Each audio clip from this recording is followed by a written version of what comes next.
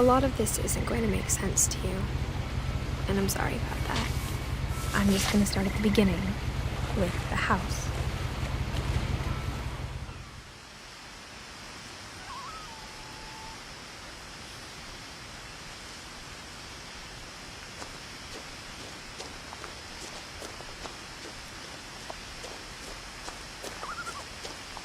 I lived here until I was 11, but I wasn't allowed inside half the rooms.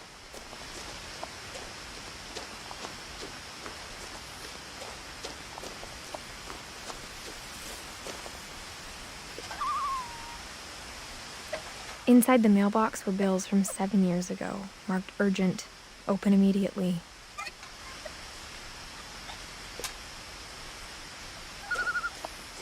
I hadn't been back since my brother Lewis's funeral.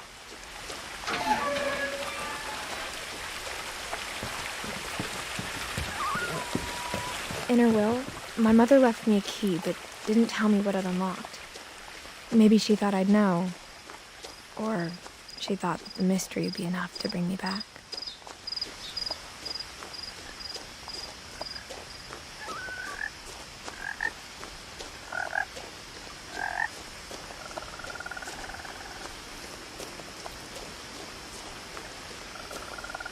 The truth is, even after I inherited the house, I never thought I'd come back to it. But now I had questions about my family that only the house knew the answers to. The woods around the house have always been uncomfortably silent, as if they're about to say something but never do.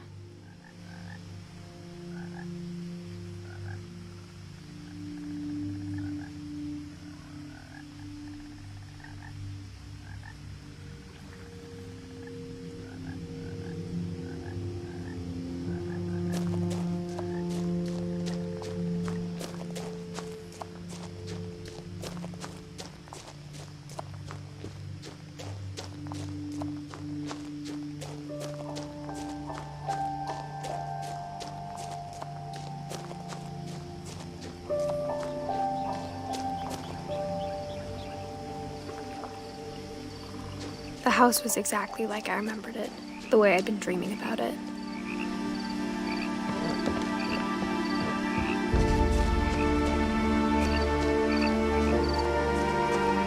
As a child, the house made me uncomfortable in a way I couldn't put into words. Now, as a 17-year-old, I knew exactly what those words were.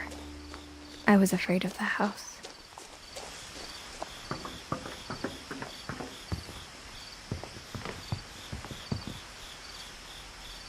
I hoped the key might unlock the front door. It didn't.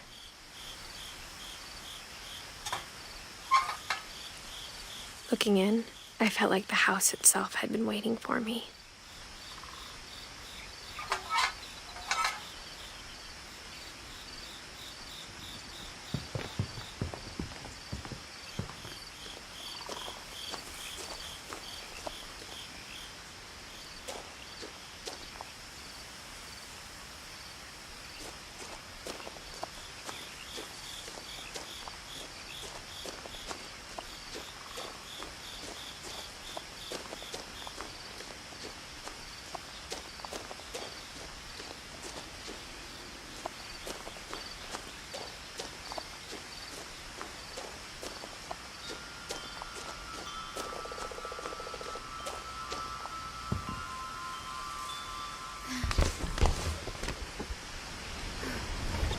Crawling through the doggy door used to be a lot easier when I was 11.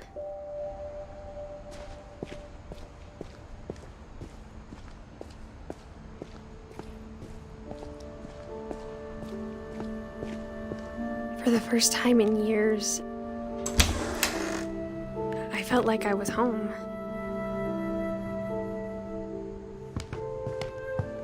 But instead of a family, there were just memories of one.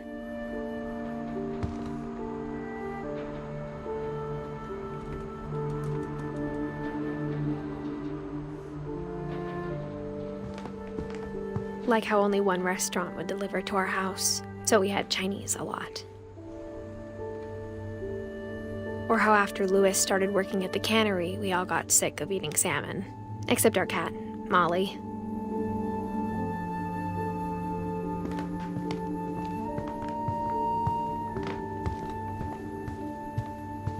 The table was still a wreck from the night we left. It was like a bomb had gone off, killing everyone but sparing the furniture.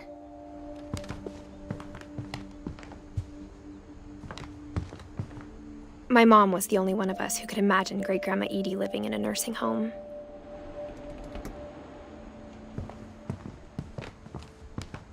Nothing in the house looked abnormal. There was just too much of it, like a smile with too many teeth.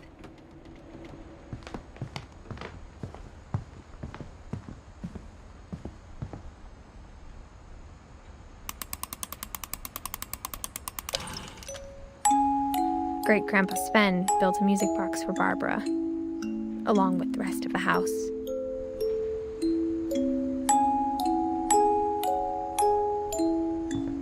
Mom always told me to stay out of the basement, so I wasn't too surprised when the key didn't fit.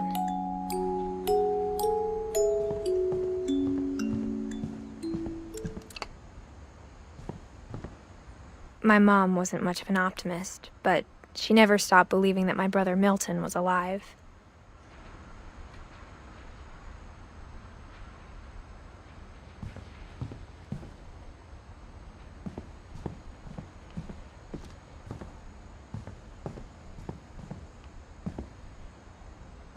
After Milton disappeared, Mom sealed up all the bedrooms. Then Edie retaliated and drilled peepholes.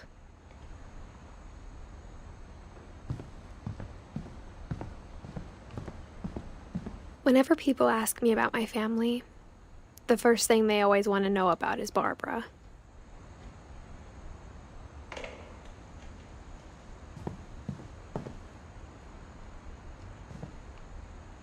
Edie's father, Odin, built the original house.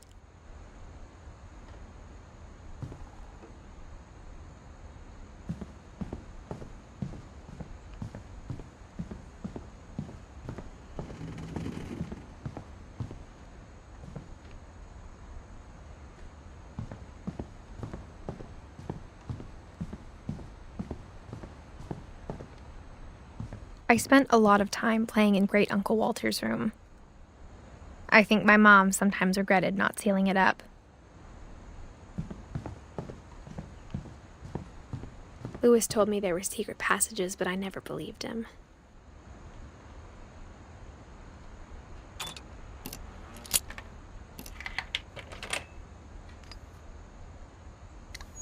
Turns out, my mom was really good at keeping secrets. Now it was time to find out what my mom had been afraid of.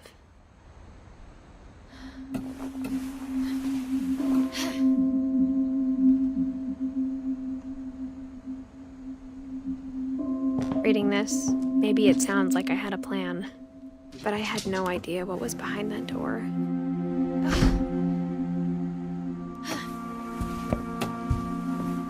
Just like I had no idea where all this was gonna lead. I grew up looking at Molly's room through the peephole.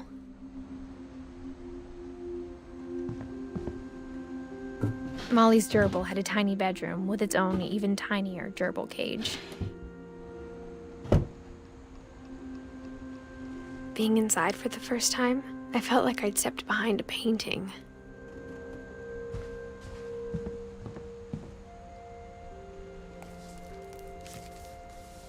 December 13th, 1947.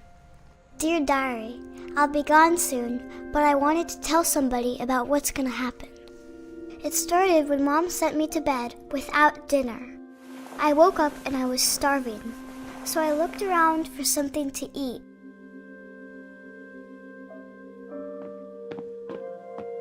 The gerbil food was dry, but I didn't mind it.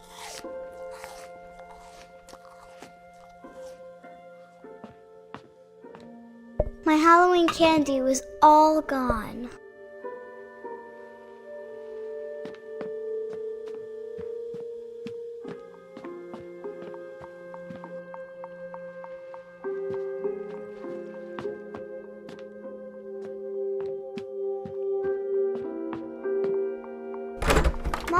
can I come out now?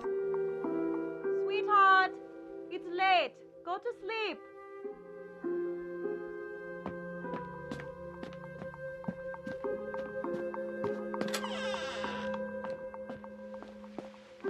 I kept eating and eating.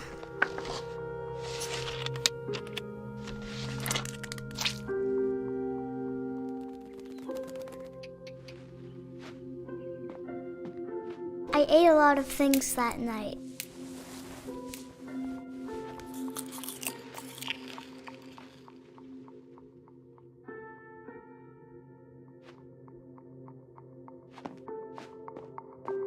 Then I heard chirping outside my window.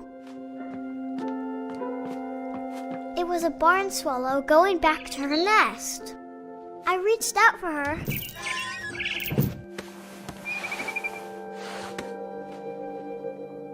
And suddenly, I was a cat.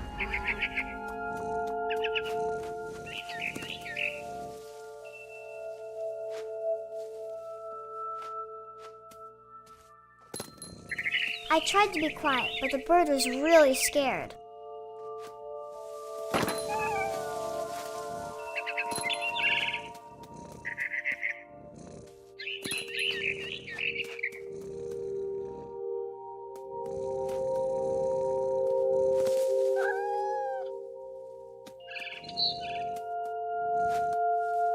Mom and Dad didn't even look at me.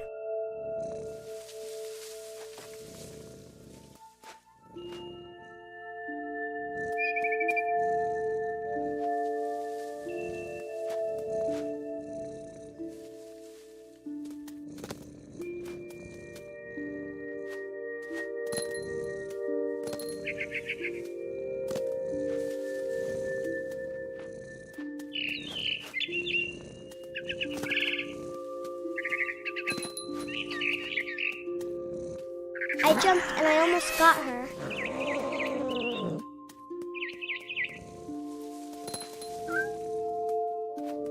I could tell she was getting really tired.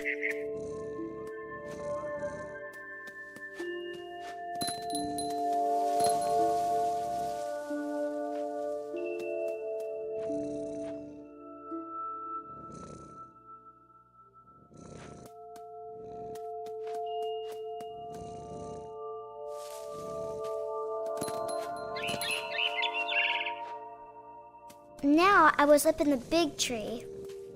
I promised Dad I wouldn't climb it anymore. All I cared about was eating that mama bird. I gobbled her up. And suddenly, I was an owl. First, all I heard was the wind. Then I heard little teeth nibbling in the grass.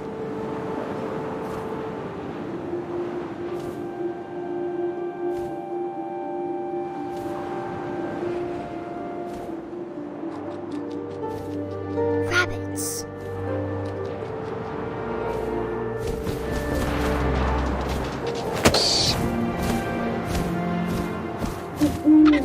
I imagined his face looking up and seeing mine through my talons. I swallowed him up, and I didn't chew one bit. Then I flew off to find something bigger.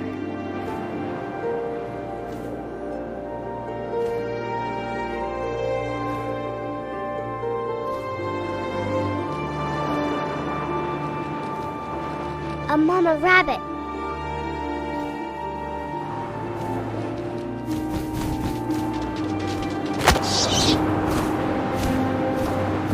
She was almost too big to carry. I started choking, but I couldn't stop eating. And suddenly, I was a shark.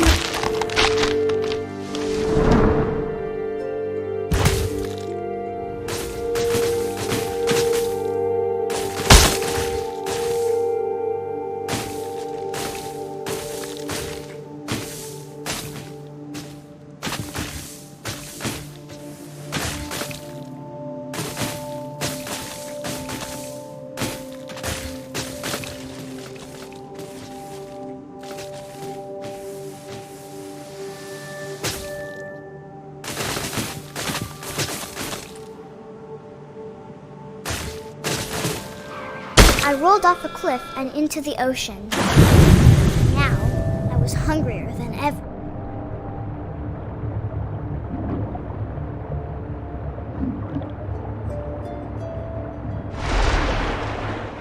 I wanted fat, juicy seals.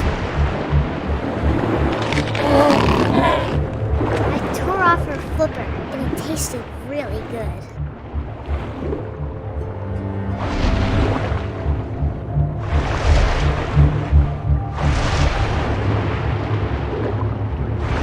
Grabbed on tight. But I was so hungry, I jumped out of the water. When I opened my eyes, everything had changed.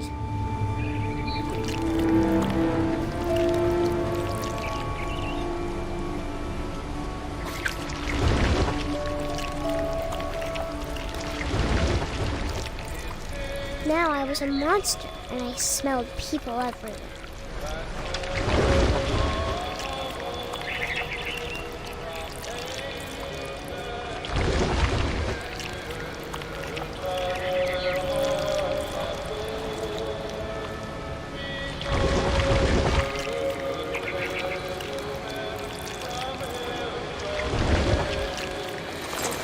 I was big, but I moved real quiet.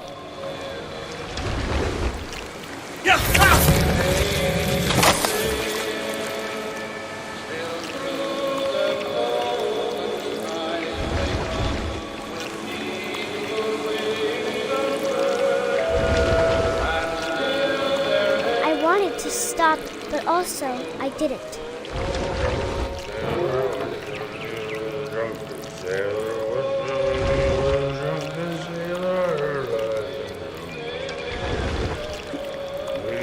Belly with a rusty razor, his belly with a rusty razor, his belly with a rusty razor.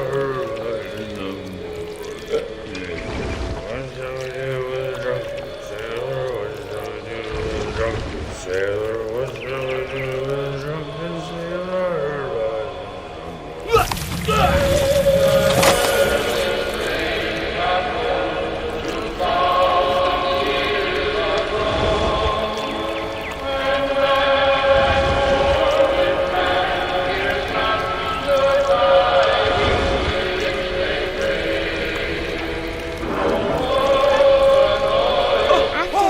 Passenger, I was still hungry. And across the water, I smelled something new. Something I had to have, so I swam towards it.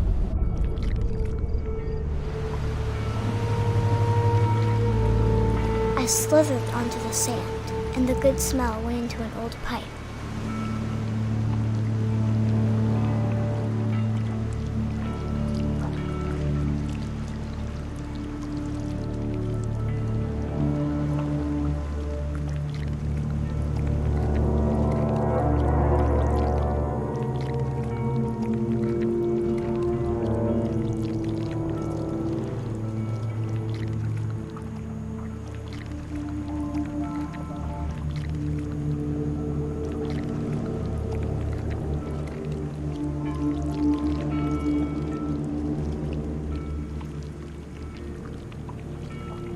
I got closer and closer.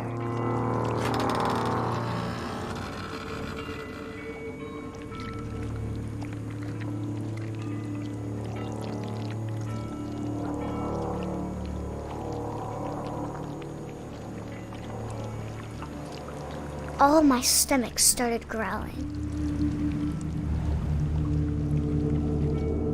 And suddenly, I was me again. I held my breath for a long time, but I couldn't hear anything. I think it's waiting for me to fall asleep. But it's not going to wait much longer. It needs to feed, and we both know I will be delicious.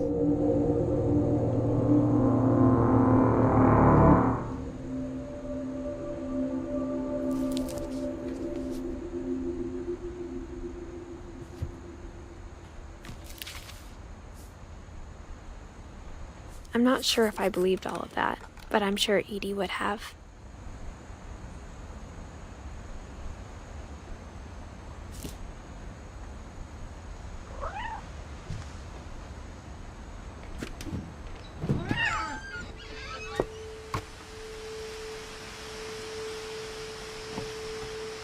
This will be obvious later, but my mom never told me any of these stories. Edie would have, but Mom didn't like bringing up the past. Though, when we adopted a stray kitten, she was the one who named it Molly.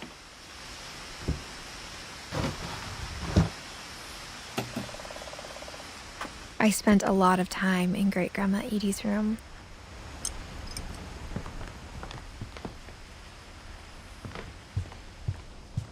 Her room was like a museum. For 500 years, the Finches have been famous throughout Norway for their fortune and misfortune. Odin Finch buries the latest victims of the family curse, his wife Ingeborg and their newborn son, Johan.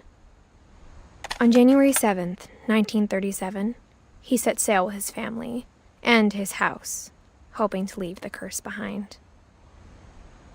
But 40-foot waves off the coast of Washington send the house and Odin to the bottom of the sea. Odin's daughter Edie, with husband Sven and baby Molly, step ashore on their new home, Orcas Island. Odin Finch is the first to be buried in the new family cemetery. His daughter Edie is already dreaming of a new Finch house.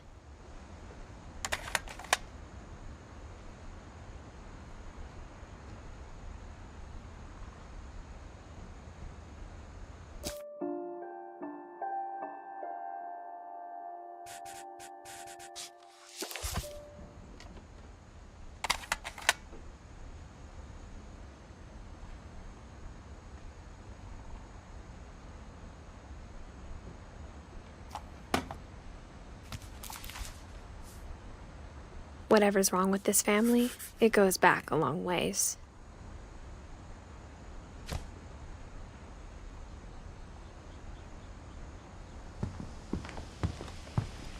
Louis died a week before we left, but Edie had already started to memorialize him. Edie knit me a new pair of gloves every year, just in time to replace the old ones.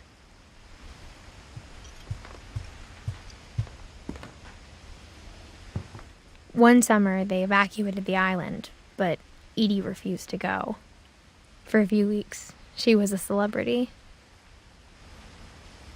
When Edie told people Sven was killed by a dragon, she could also have said he was building a dragon-shaped slide that collapsed.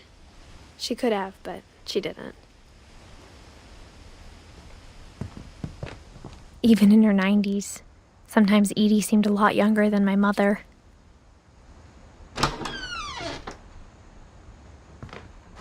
The only trace Grandpa Sam's first wife, Kay, left on the house was the pink bathroom. It was a pretty big trace.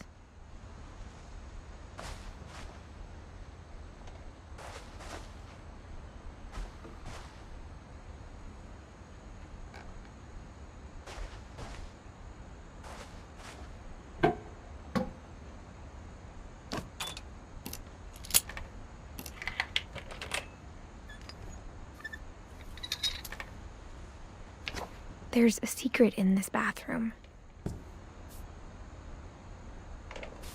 It's in the last place you would look. It isn't in the cupboard. It's hidden in this book.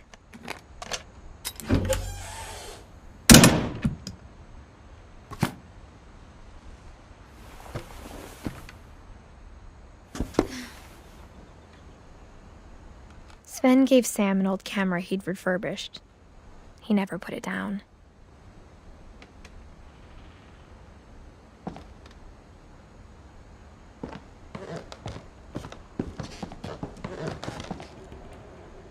From the paintings on the wall, it was clear my brother Milton had been here before me.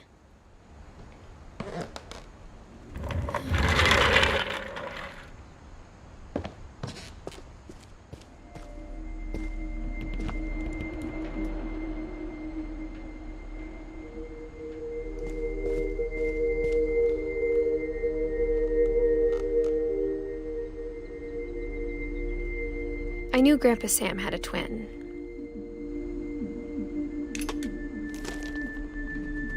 And that he never talked about him.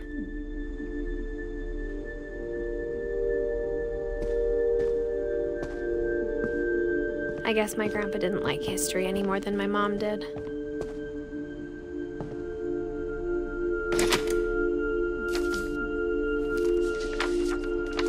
How I Want to Remember My Brother by Sam Finch. The thing I remember is that when he made up his mind, that was it.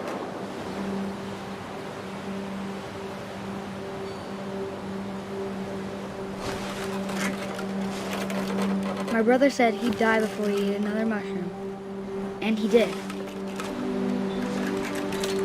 At Barbara's funeral, we swore we'd never be afraid again, and he wasn't. I think Calvin always wanted to fly. Sam! Calvin! Dinner's ready! Coming! But that day, he finally made up his mind to do it. I told him going around was impossible. Maybe if I hadn't said that, Calvin! I'm not gonna tell you again! maybe if the wind hadn't picked up, then maybe he'd still be here. But I doubt it. I think he'd already made up his mind.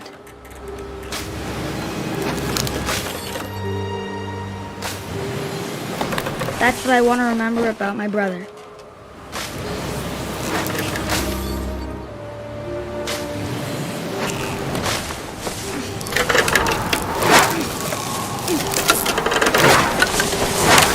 The day he made up his mind to fly. And he did.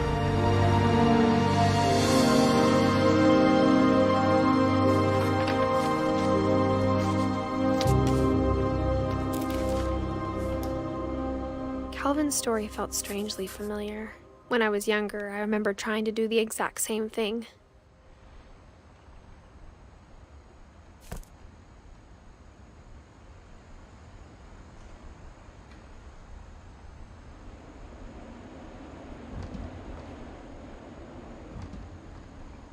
After the funeral, Edie roped off Calvin's half of the room.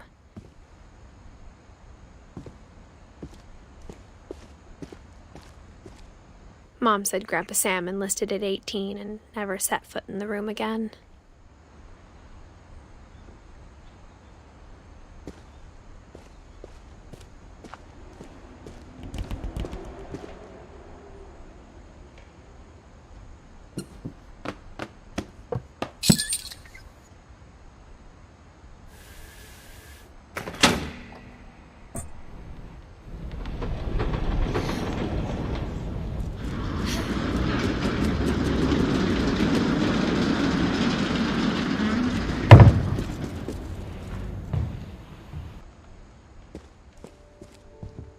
The passages were a pretty tight fit.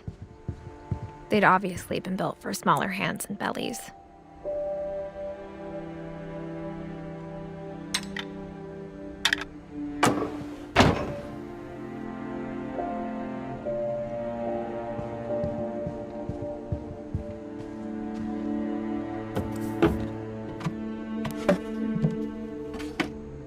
Growing up, I always thought of Barbara as a child star.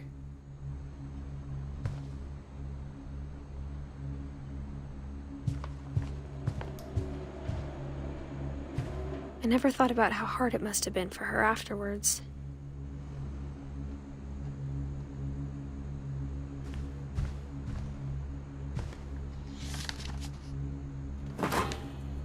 Of all the stories people wrote about Barbara's death, I'm surprised Edie saved this one.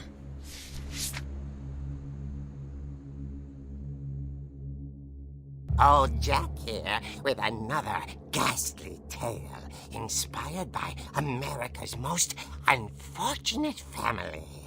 I'm calling it The Surprise Ending of Barbara Finch. As a child star, Barbara was famous for her scream. Now at 16, she was all washed up. A has-been. But in a lucky break, she'd been asked to perform her signature scream at a local convention for monster movie fans. It was just the boost her career needed. Unfortunately, her scream hadn't aged well. Getting better. I think you just need the right motivation. Her biggest fan and current boyfriend, Rick, was about to demonstrate when... Now that was a great scream. It was Barbara's father, Sven. He'd slipped into a table saw and had to be rushed to the emergency room. So Barbara got stuck babysitting her youngest brother, Walter. Her convention comeback was cancelled. Okay, I'm hearing frustration, but I'm not hearing terror. What if I tried... A gang of hoodlums in Halloween masks have been terrorizing Orcas Island tonight. Police are urging residents to... That came from the basement. You're right! Also, I loved your delivery on that. Why is your basement door locked? Because my dad likes making puzzles and secret passages. There's a key hidden in the music box. The secret is to keep winding and winding until finally the key pops out. Thanks, babe. I'll be back in a sec. 20 minutes later, Rick hadn't returned. So Barbara went to look for him, right on cue. She reached for the music box. And as she wound the key, she listened for Rick, but the house was silent.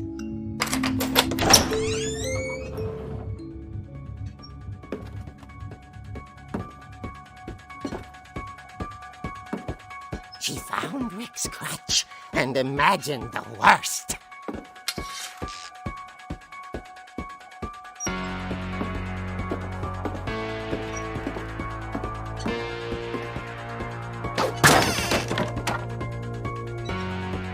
The gang's leader is the infamous Hookman killer, Dr. Carl Hamill, who impaled and then ate his family 10 years ago tonight.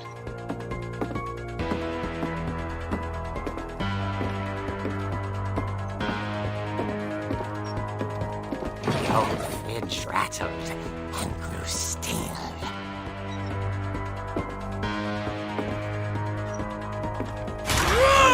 Oh dear!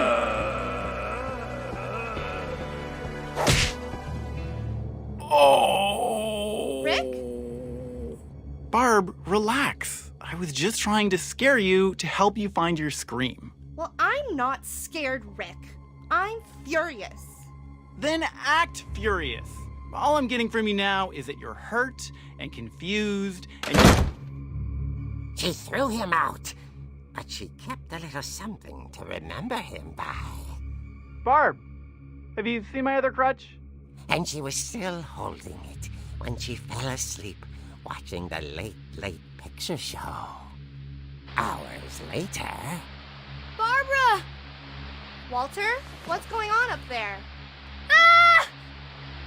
Okay, I'm coming up, but if this is a trick, you're dead, Walter.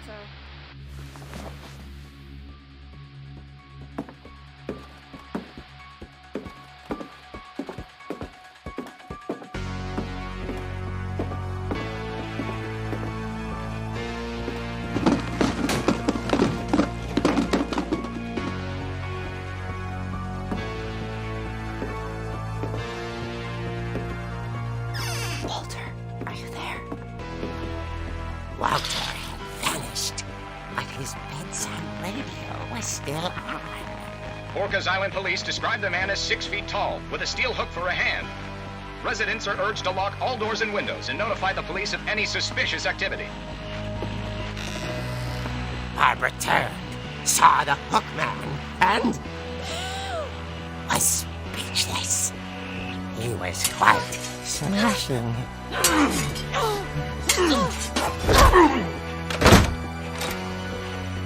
And the joke was, he couldn't get enough of Barbara. Okay, Barbara, there's gotta be another way out of here. That night, she played her part beautifully.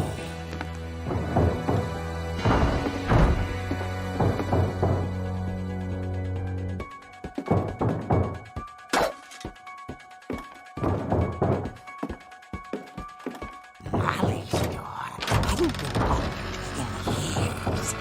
The hinges groaned.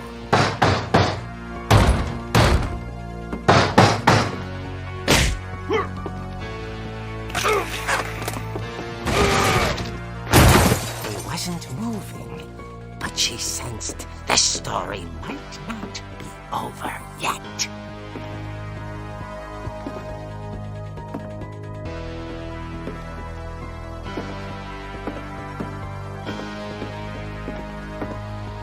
The hookman had vanished. She listened for his breathing, but all she heard was...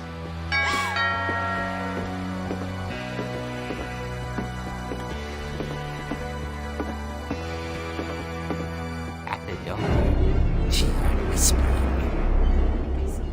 It was coming from inside the house.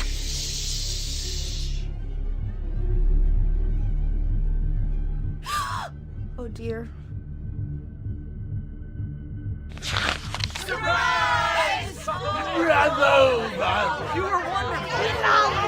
monsters had come to surprise her. For Barbara, it was a dream come true. Then she saw what kind of monsters they were, and she realized what was about to happen. She was going to be famous. And with her final breath, Barbara Finch gave the performance of her life.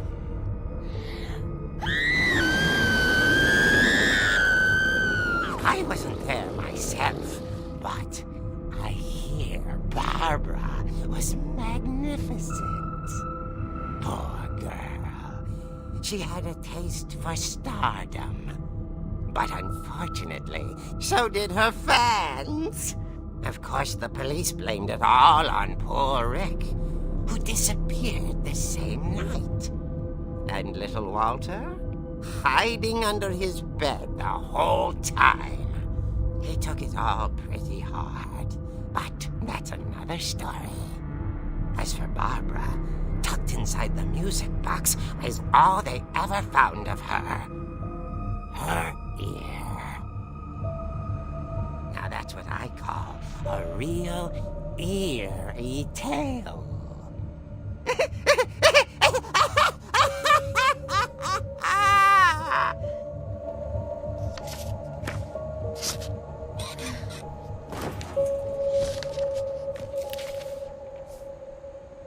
Edie told me all Barbara wanted was to be remembered, as absurd as that comic was.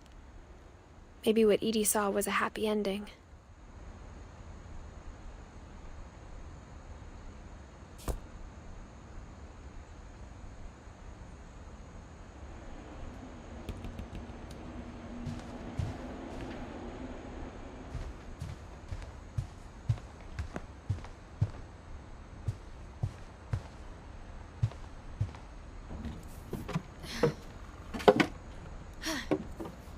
I guess now I know why Mom didn't like me playing with the music box.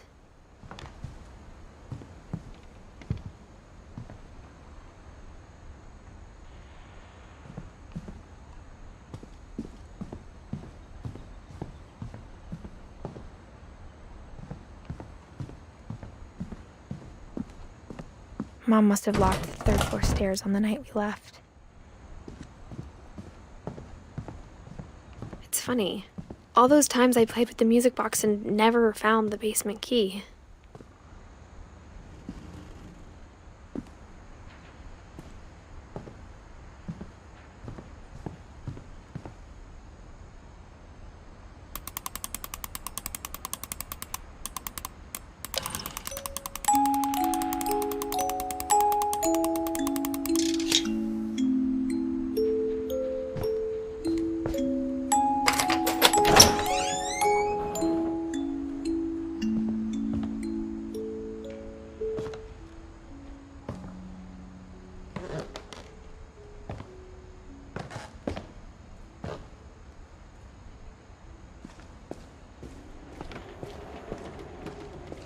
Mom said the basement was off limits, unless I wanted another tetanus shot.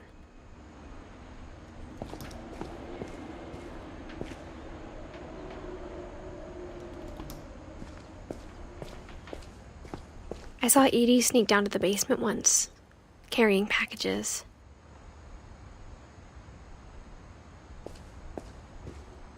I thought maybe she was hiding presents. It turned out she was hiding a lot more than that.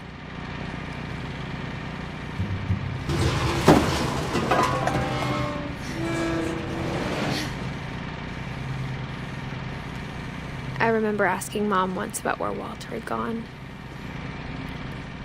She said after Barbara died, he got as far away as he could. If there's a pattern in all these stories, I think it's that none of us has gotten very far.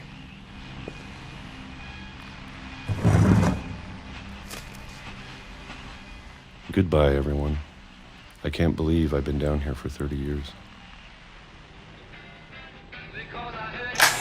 On that first day, after the shaking started, I didn't think I'd survive a week.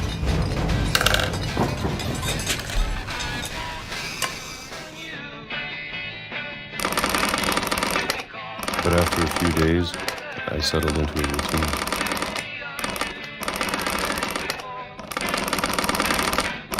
That's what kept me sane.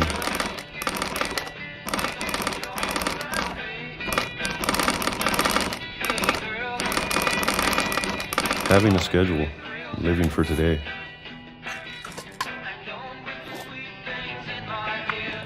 I always expected to be dead tomorrow.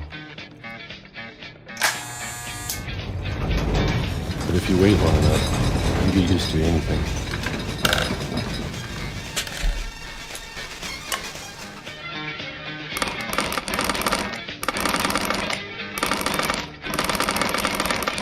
Even a monster on the other side of the door starts to feel normal.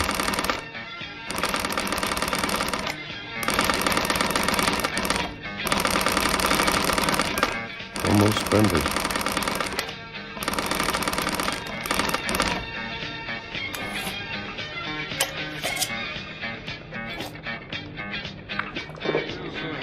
And then one day, everything just stopped.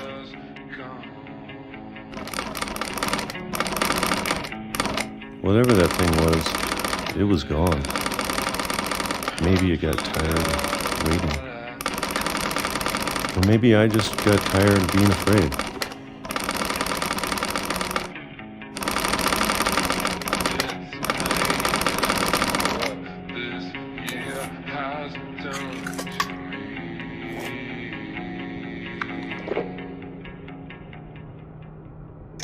It's been a week now, the longest in 30 years. I'm done waiting. I have to leave while I still can.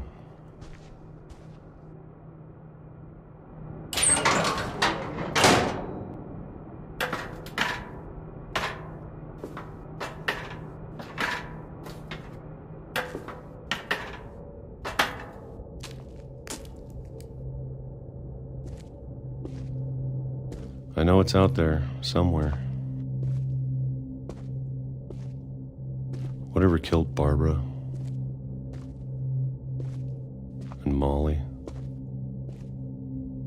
and Calvin.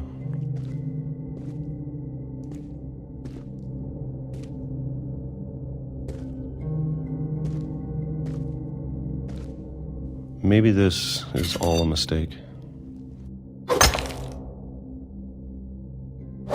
But I need to stop living the same day, even if it kills me.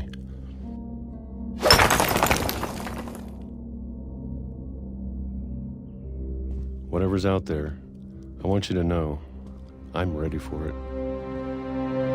I'm going to appreciate all of it, especially the food. I don't mind if I only have a year left, or a month, or a single week. I'd be happy with one more day. I can already imagine the sun on my face.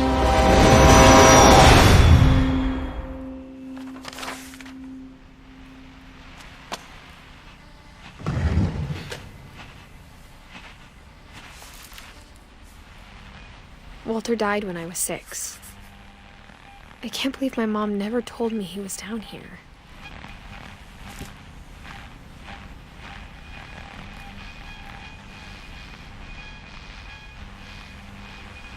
I'm sure my mom was trying to protect me.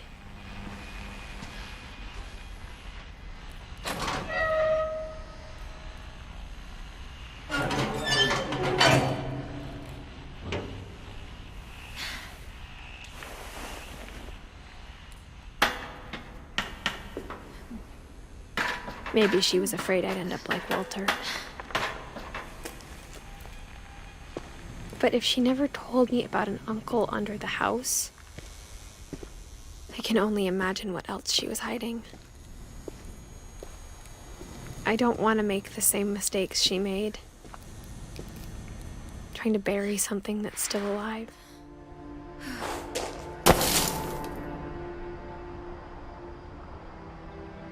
Now that there's only one of us left, or maybe 2, I thought it was time I heard the stories for myself and found out what happened to everyone else. But now I'm worried the stories themselves might be the problem. Maybe we believed so much in a family curse, we made it real.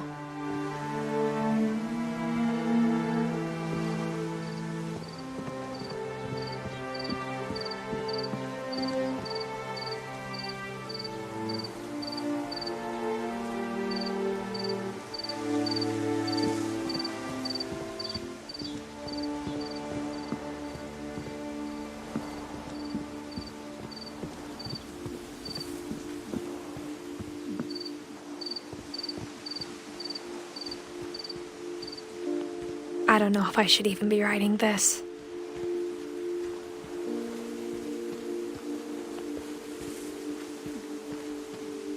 Maybe it'd be better if all this just died with me.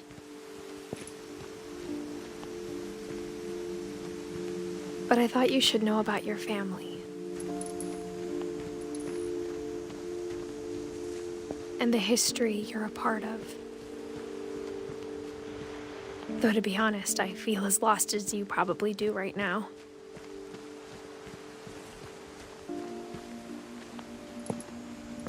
I think the people in these stories believed them, for what that's worth.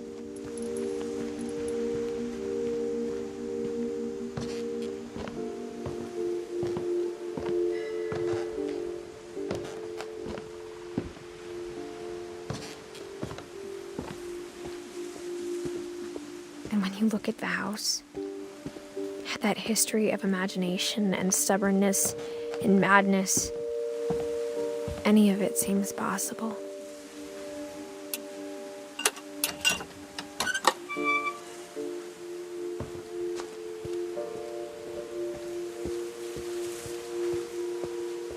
I think we've been surrounded by death for so long, we've just gotten used to it. What kind of family finishes building a cemetery before starting the house?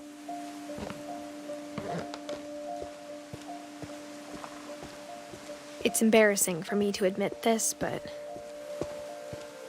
the pet cemetery made me more uncomfortable than the human one.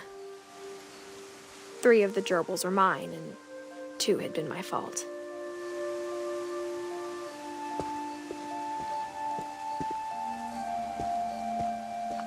Sven built the house, but it was Edith who designed the cemetery.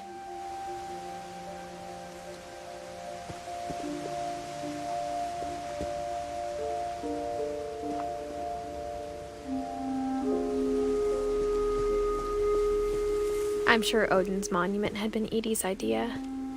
My mom was always trying to move on, but for Edith, the past never went away. She could see it poking out of the water at low tide.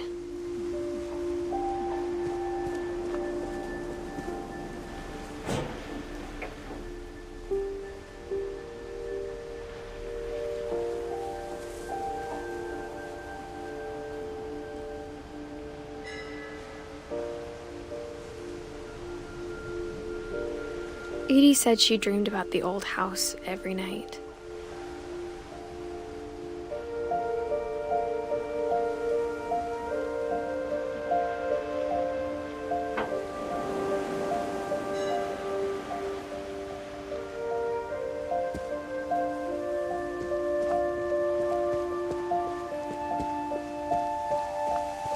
Edie's side was always easier for me to understand. But the older I get, the more I can see where my mom was coming from.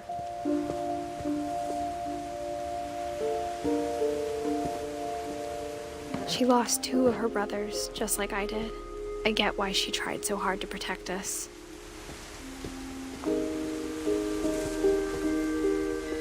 There's so many things I wish I could ask my mom now. Part of me thinks this is what she wanted all along. For me to come back someday and find everything out for myself.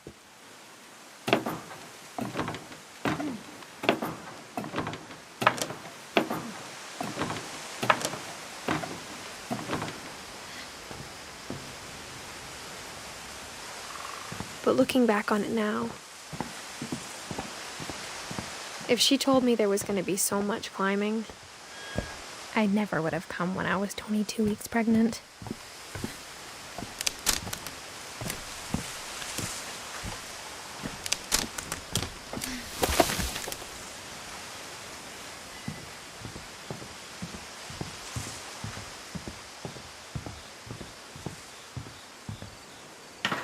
I never met Grandpa Sam, but I think he and my mom had a lot in common.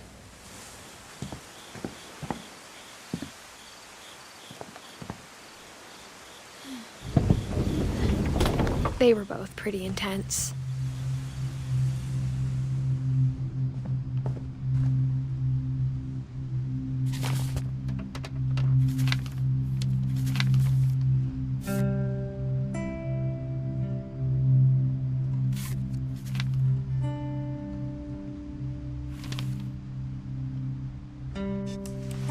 Dawn, I promise, you'll never forget this weekend.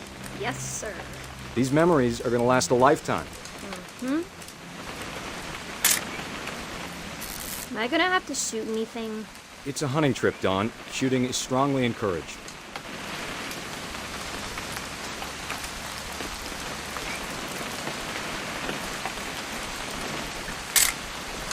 Shouldn't we be leaving? Just want to get a shot of you, Dawn, then we can take off.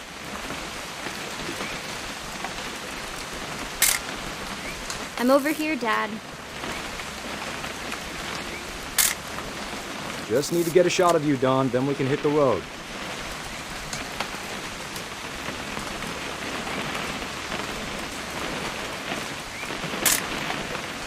Not quite. What? Perfect. It's gonna rain the whole weekend, isn't it?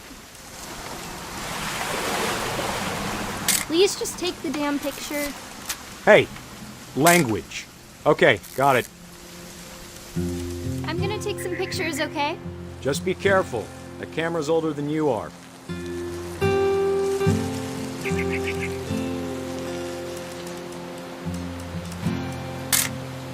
Aw. You're right, Dad. It's starting to clear up. Still freezing, though.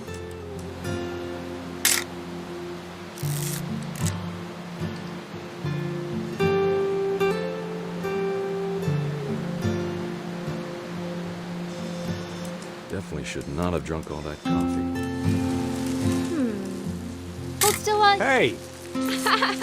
That's a keeper.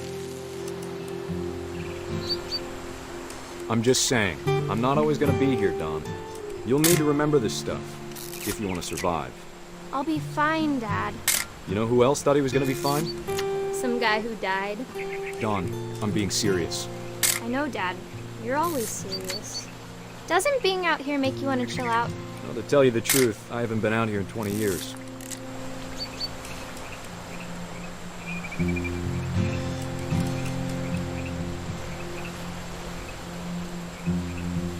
Last time I was with my brother Calvin. Man, that was a great trip. Your grandpa Sven taught us how to fish. how to build a fire. We found an old logging trail. There were deer everywhere. Dad! Good eyes, Dawn. Before you take the shot, let me get a picture of you.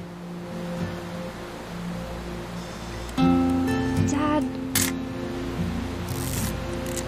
Let me get behind you. do I have to do this? Dawn, you don't have to do anything. But if you want to survive, you'll need to be strong. Great shot, Dawn!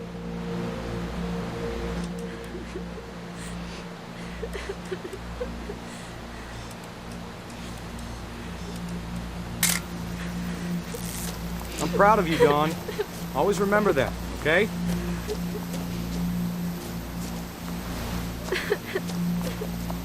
Dad, it's twitching. I think That's it's totally normal, Dawn. Just focus on the camera. Try not to think about— Dad!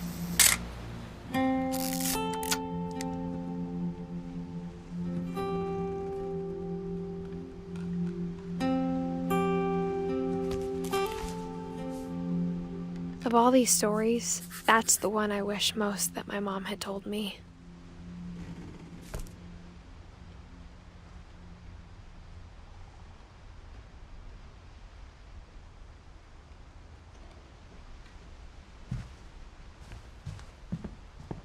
Instead of hiding from death, Sam seemed to go out of his way to meet it.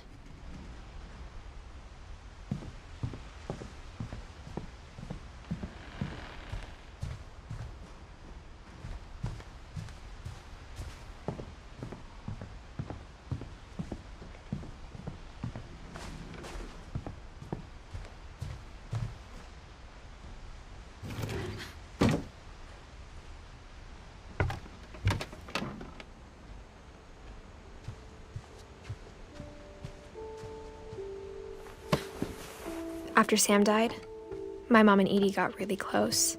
They'd both lost a lot.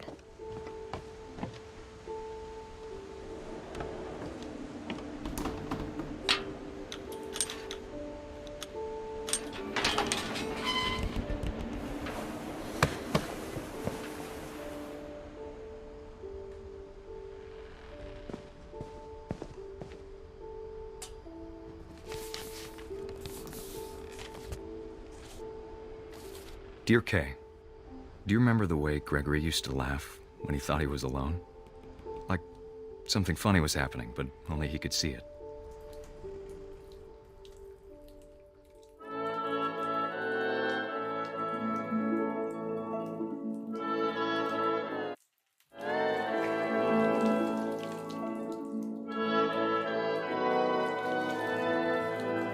I think he saw things the rest of us don't.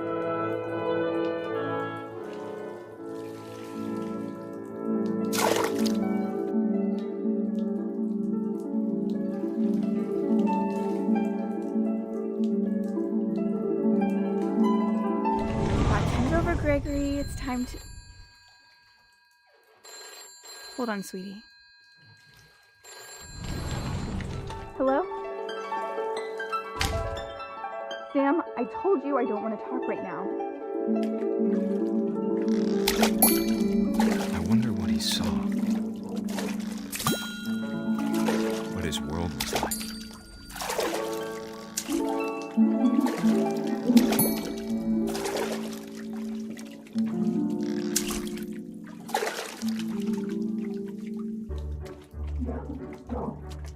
He reminded me so much of Calvin.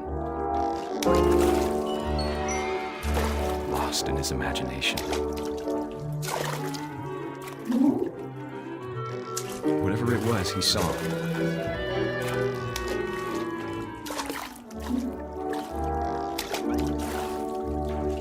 It sure made him happy.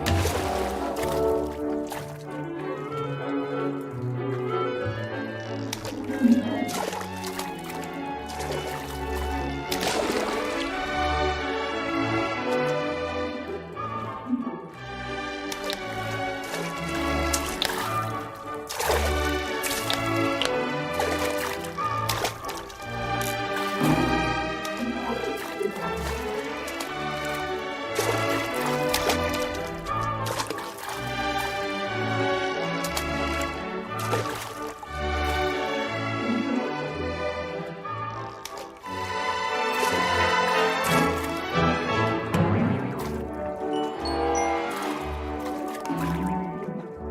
know how silly it sounds.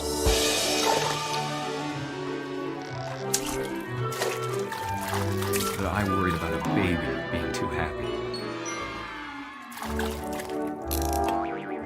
But I could feel him slipping away. Sorry about that, Gregory.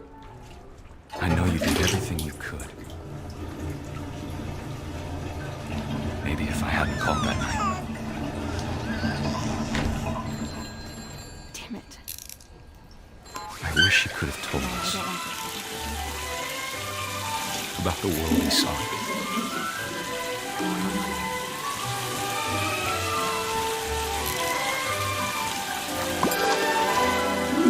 There's so much I don't understand about Gregory, about everything.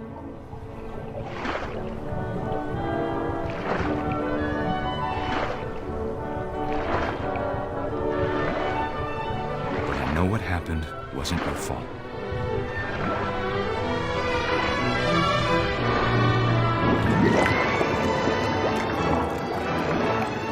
I'm sure he's happy.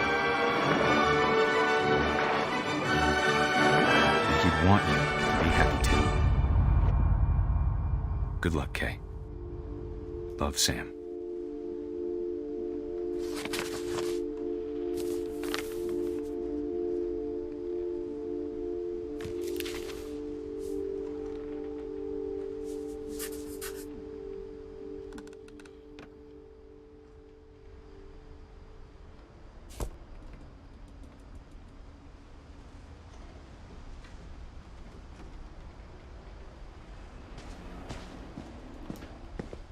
I can't imagine my mom ever writing poetry, and yet... A poem for Gus, who always said the wedding was a bad idea. Our father never hit us kids, at least not very hard, before the day my brother said with teenage disregard that he'd be dead before he'd see a wedding in our yard.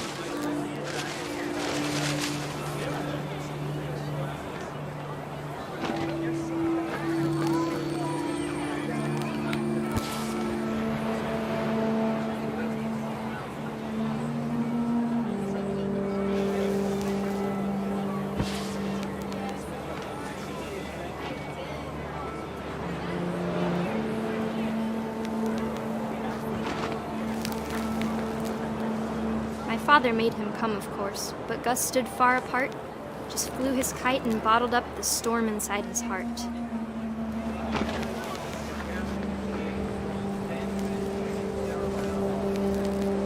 I tried to talk him out of it, but though he'd never met her, "We don't need a stepmom," were the words that I now pronounce you husband and wife. Make this a bride.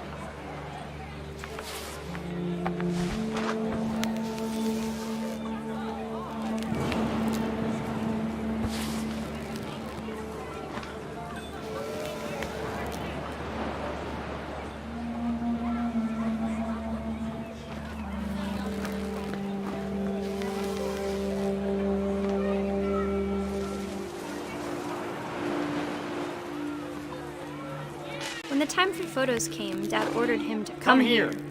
But Gus declined, and as a sign held up his middle finger.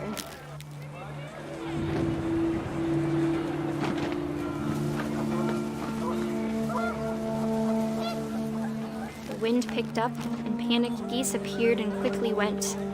But all the humans did that day was go inside the tent.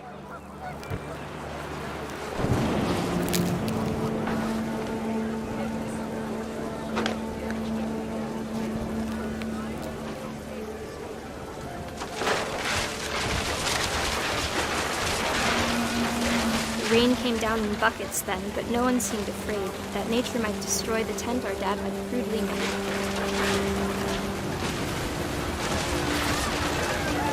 The thunder sounded much too close and full of angry power. But all my father said to this was, "Make the music louder."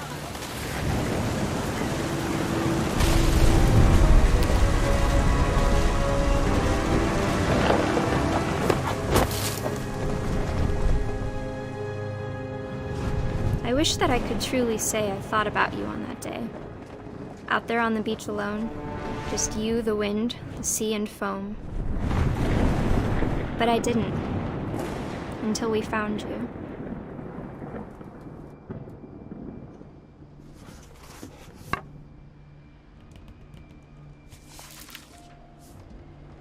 She never talked about him, but Mom told me once if I was a boy, they were going to name me Gus.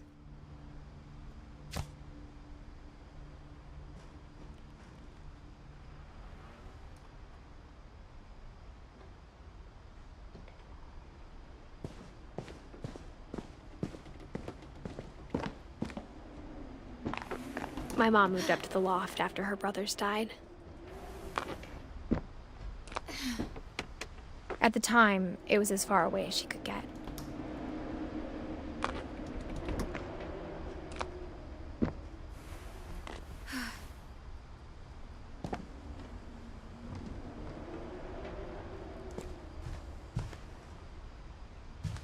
She spent a summer building houses in Calcutta, where she met my dad, Sanjay.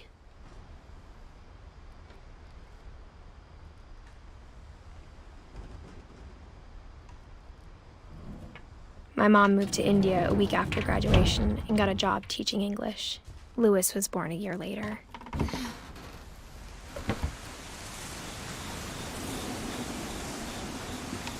When my dad died, I don't think Mom knew where else to go. I'm sure Edie was happy to have her back. The house had to get a little bigger, but Edie was used to that.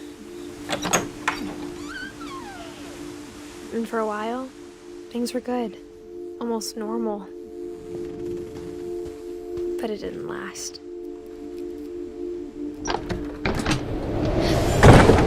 The beginning of the end was Milton's 10th birthday, when Edie gave him a castle.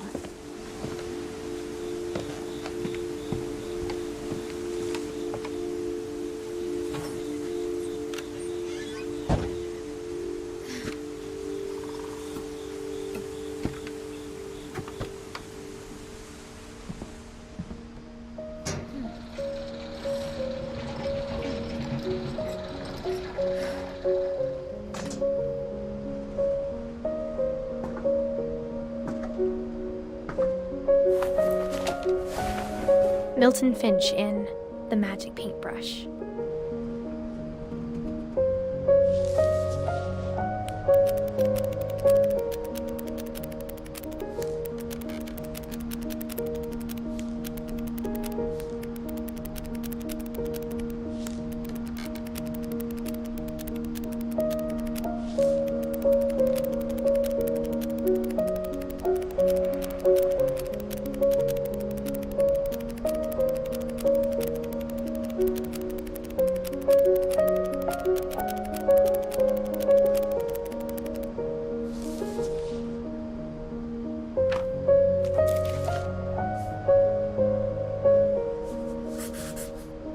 I was 4 when Milton disappeared.